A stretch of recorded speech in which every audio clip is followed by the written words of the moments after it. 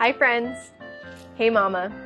Dr. Amy here, pediatric doctor of physical therapy and creator of the Milestone Mentor. Today we are continuing our discussion on torticollis by discussing the relationship between torticollis and plagiocephaly.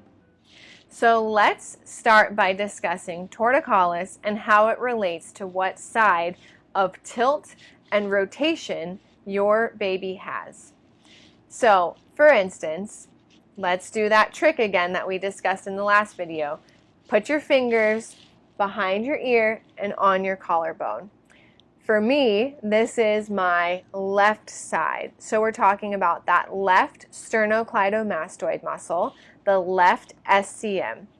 If I have a left-sided torticollis, I typically am going to tilt to the left side and rotate to the right side. So we see that SCM muscle become very prominent. A left-sided torticollis will typically tilt to the left and rotate to the right. So we tilt towards the side of the named torticollis and rotate away from the side of the tilt. Okay?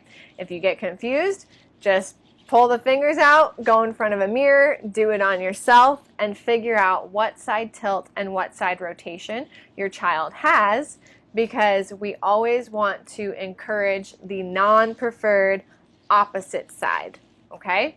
So as a review for torticollis, we went over the tilt, the rotation.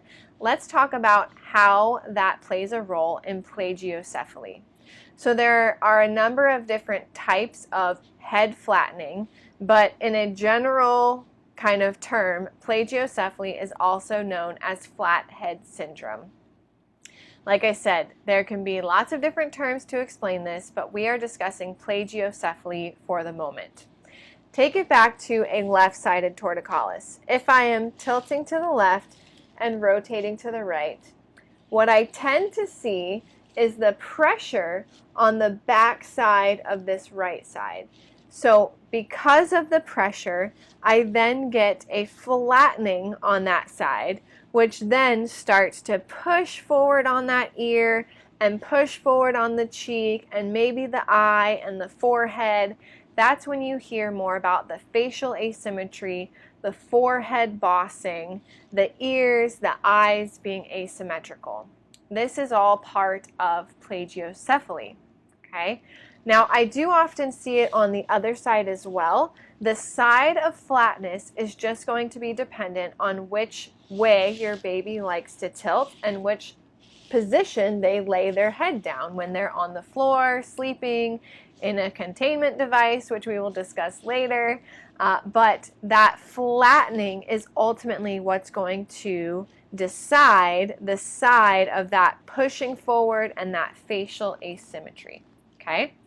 Now, jumping to a different kind is brachycephaly. Brachycephaly is the flattening symmetrically on the back of the head.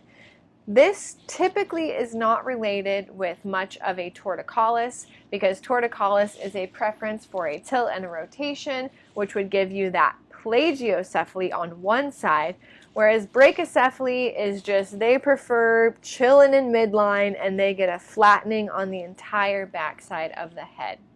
Okay? I hope this was helpful to describe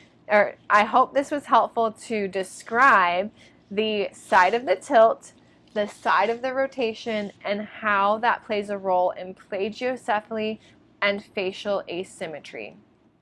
Now, early on, this can be treated conservatively. This can be treated with therapy, with a consistent home program. We basically want to keep pressure off of that flat side and put it onto the non-flat or more bulging side. Early on, this can be done conservatively. The goal is always to avoid a helmet. Sometimes a helmet for cranial remodeling, in fancy terms, It just happens, right? It might be too flat. The baby might have preferred that position very early on. It's not just all about tummy time, even though that does play a huge role. So helmets then play a factor in reshaping the roundness of the head.